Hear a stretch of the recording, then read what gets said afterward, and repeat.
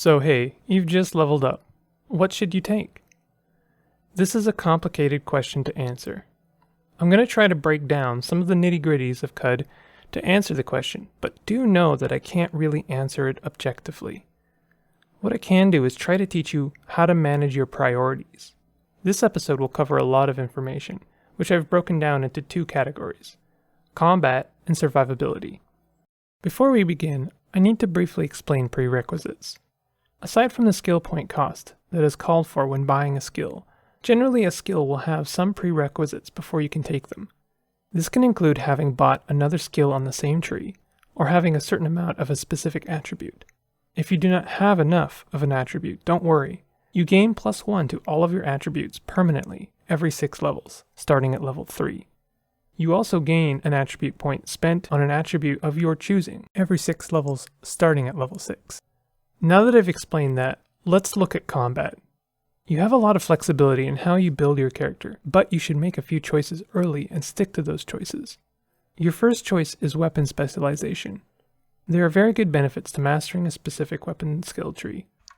There are very few to no benefits to mastering 2 weapon skill trees. Please note, this applies to melee weapons and ranged weapons, meaning you should master one for each. You have open skill trees for axes and short blades, so conceivably you could specialize in either, right? Not so. I gave this character a lot of agility to make the early game as gentle as possible, but in doing so I made axes less viable.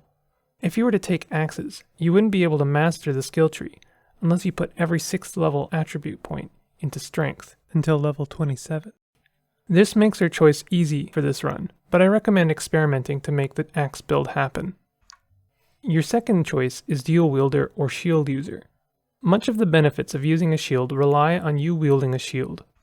And much of the benefits of dual wielding, you got it, rely on your offhand having something sharp and violent in it.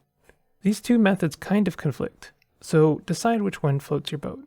One offers a very aggressive form of combat, the other offers more protection.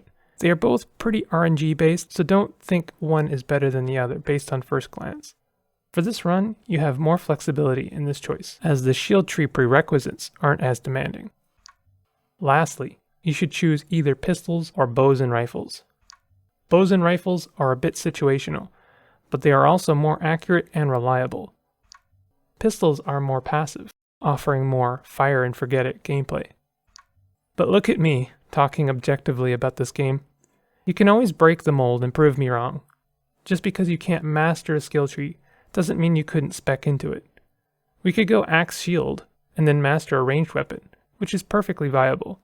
Or you could get yourself a pair of spare robotic hands wielding axes while you dual wield a longsword and dagger, with bucklers on every arm. Specialize in everything and become a literal Swiss army. I love this game. I'll be going short blades, and we already have dual wielding because we chose Child of the Wheel as our cast. I'll also be going pistols because we cowboy. So now survivability.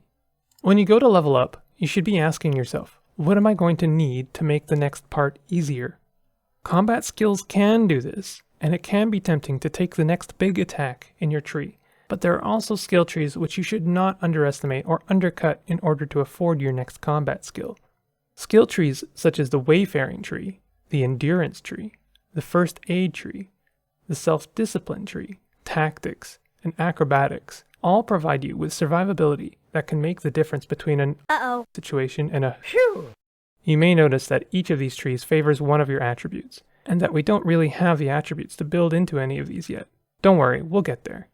For now, let's use what we have and take something we know is going to make the next part easier. For instance, we got lost, but we could take Wayfaring for marshes to make that far less likely. Wayfaring is highly recommended to spec into once you break through the early game and need to do a bit more long-distance traveling. It also gives you the immediate benefit of increasing your odds of finding interesting things, but I'll talk about that more in another episode. We have the agility to build into Acrobatics, and the first skill in Acrobatics gives us plus DV when flinching from missiles. What does this mean?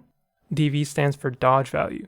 This skill increases our odds of dodging incoming projectiles. You see where I'm going with this?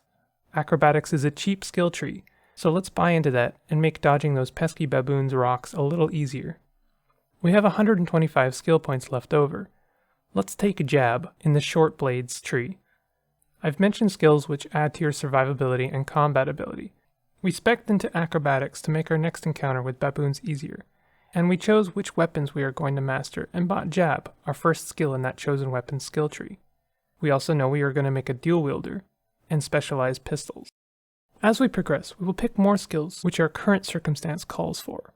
In the next episode, we will look a bit more at combat, some strategies for turning a bad situation into a good one, and maybe we can complete our first quest.